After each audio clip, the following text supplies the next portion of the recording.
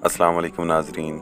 आज हम बात करेंगे हज़रत आदम अलैहिस्सलाम की पैदाइश के बारे में और किस वजह से इब्लीस को सज़ा मिली और कौन सी गलती की बिना पर हज़रत आदम अलैहिस्सलाम को दुनिया में आना पड़ा। चलते हैं वीडियो की जानिब। वइज़-क़ाल रब्बुकुम फ़ीहा ख़ालिदून, और वो वक्त याद करो जब आपके रब ने फ़रिश्तों से फरमाया कि मैं ज़रूर बनाऊँगा ज़मीन में एक खलीफा। फ़रिश्ते कहने लगे कि आप ज़मीन में से लोगों को पैदा करेंगे जो फ़साद करेंगे और खूनरेज़ियाँ करेंगे, और हम आपकी बराबर तस्बीह करते रहते हैं। तो अल्लाह ताला ने इरशाद फरमाया, मैं जानता हूँ इस बात को जिसको तुम नहीं जानते। जब अल्लाह ताला ने हज़रत आदम अलैहिस्सलाम को बनाने का इरादा किया तो अल्लाह ताला ने हज़रत जिब्राईल अलैहिस्सलाम को भेजा, जाओ ज़मीन से कुछ मिट्टी लेकर आओ। जब हज़रत जिब्राईल अलैहिस्सलाम ज़मीन पर पहुँचे और मिट्टी उठाने लगे तो मिट्टी ने अल्लाह की कसम दे दी और कहा, मुझे ना लेकर जाओ।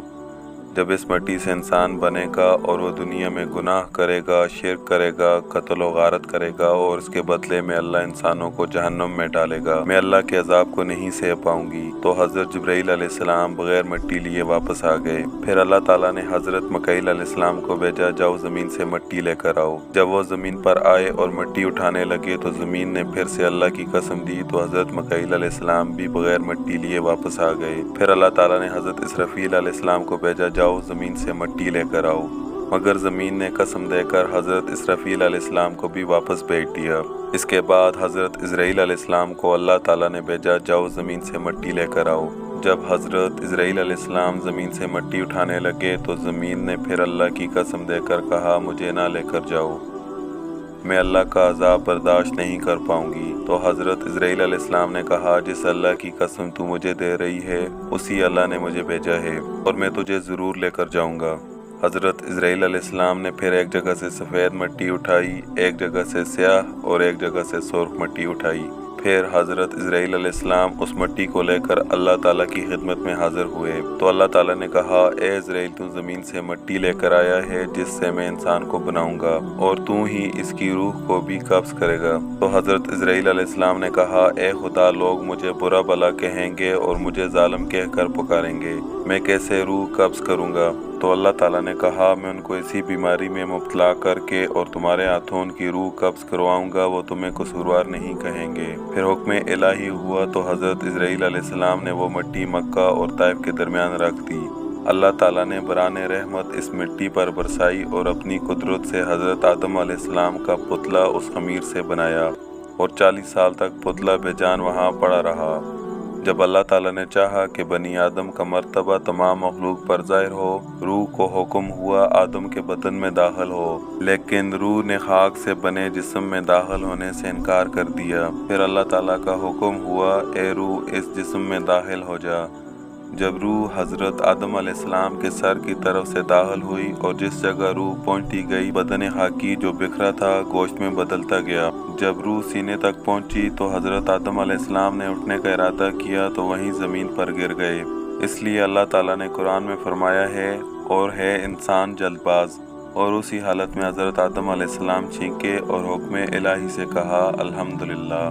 तो अल्लाह ताला ने अपनी रहमत से फरमाया, यरहमुकुमुल्लाह। इसके बाद अल्लाह पाक ने हज़रत आदम अलैहिस्सलाम को सब चीज़ों का इल्म दिया। फिर वो चीज़ें फरिश्तों के रूबरू कर दी। फिर फरमाया, मुझे बतलाओ इन चीज़ों के नाम अगर तुम सच्चे हो। फरिश्तों ने अर्ज़ किया, आप तो पाक हैं, हमको इल्म ही नहीं मगर वही जो कुछ हमको आपने इल्म दिया है। बेशक आप बड़े इल्म वाले, हिकमत वाले हैं। अल्लाह ताला ने इरशाद फरमाया कि ए आदम, इनको चीज़ों के नाम बतला दो। सो जब आदम अलैहिस्सलाम ने उनको चीज़ों के नाम बतला दिए तो अल्लाह ताला ने फरमाया, देखो, मैं तुमसे कहता था कि बेशक मैं ज़मीन व आसमान की तमाम पोशीदा चीज़ें जानता हूँ और जानता हूँ इस बात को जिसको तुम ज़ाहिर करते हो और जिस बात को तुम दिल में रखते हो। फिर अल्लाह ताला ने फरिश्तों को हुक्म दिया आदम अलैहिस्सलाम के तख्त के गिर्द सफ बांध कर सजदा करने को। तमाम फरिश्तों ने सजदा किया मगर इब्लीस मलून ने इनकार किया और बोला कि मैं आदम से बेहतर हूँ, क्योंकि मैं आग से और आदम मिट्टी से पैदा हुआ। इस नाफरमानी पर शैतान को फरिश्तों से अलग कर दिया गया। इसके बाद हज़रत आदम अलैहिस्सलाम जन्नत में रहने लगे, मगर वो उदास और बेचैन रहते थे। अल्लाह ताला ने हज़रत आदम अलैहिस्सलाम की बाएं पसली से हज़रत हव्वा को पैदा किया और उन दोनों को हुक्म दिया कि जन्नत में जहाँ चाहो रह सकते हो, जो चाहो खा सकते हो, सिवाय एक दरख्त के। उसके करीब जाने से भी मना किया कि अगर उसके करीब भटके तो नाफरमानों में से हो जाओगे। मगर उन दोनों को शैतान ने वरगलाया और उस दरख्त का फल खिला दिया। फिर अल्लाह ताला के हुक्म से हज़रत आदम अलैहिस्सलाम और बीबी हवा को जन्नत से निकाल दिया गया। हज़रत आदम अलैहिस्सलाम दुनिया में अकेले नहीं आए।